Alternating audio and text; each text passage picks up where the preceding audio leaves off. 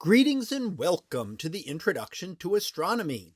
In this week's Multicultural Astronomy, we begin our work on Indian astronomy. We've done an introduction and we will talk about our first astronomer today, known as Aryabhata. And let's go ahead and get started here. Around the year 500 CE in northern India, a young scholar named Aryabhata began writing a short but remarkable astronomical text.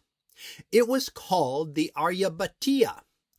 Unlike many approaches that emphasized our observation and description, Aryabhata approached astronomy as a mathematical science.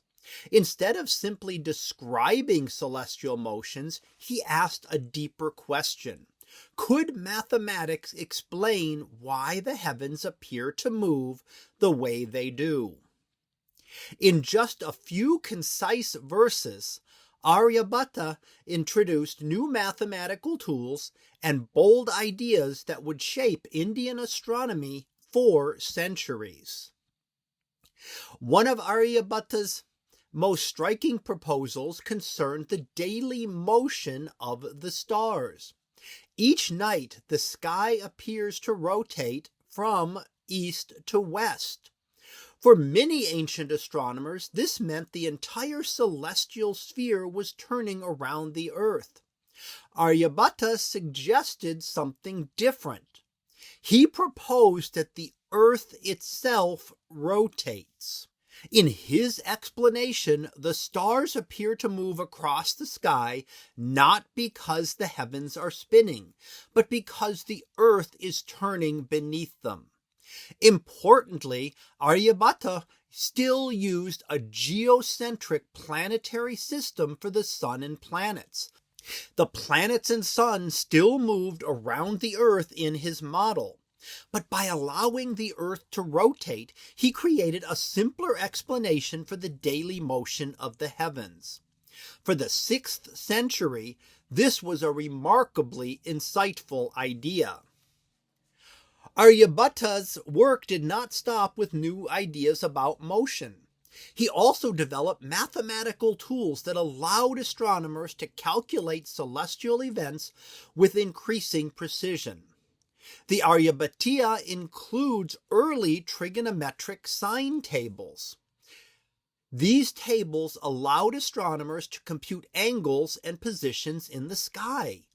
They were used to calculate planetary periods, positions of celestial bodies, and the timing of astronomical events.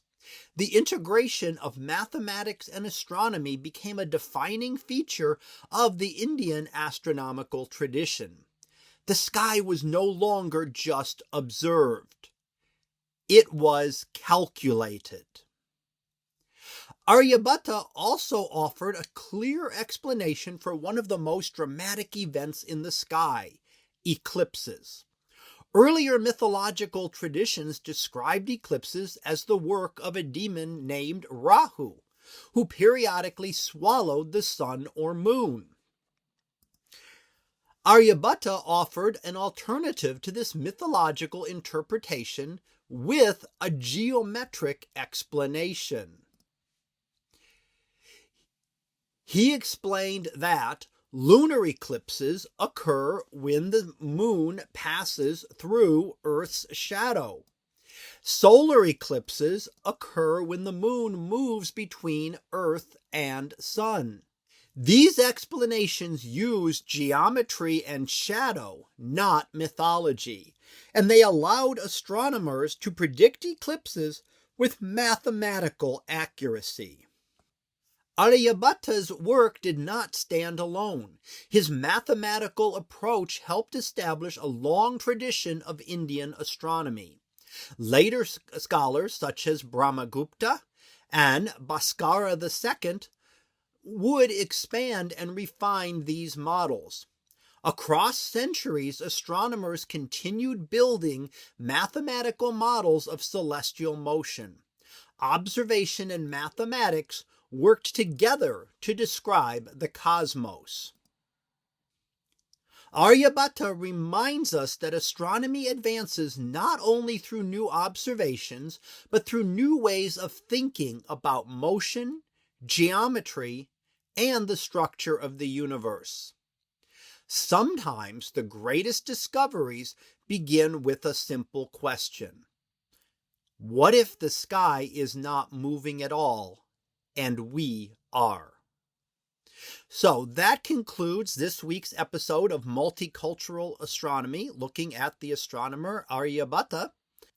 We'll be back again next week to talk about another astronomer of India. So until then, have a great day, everyone, and I will see you in class.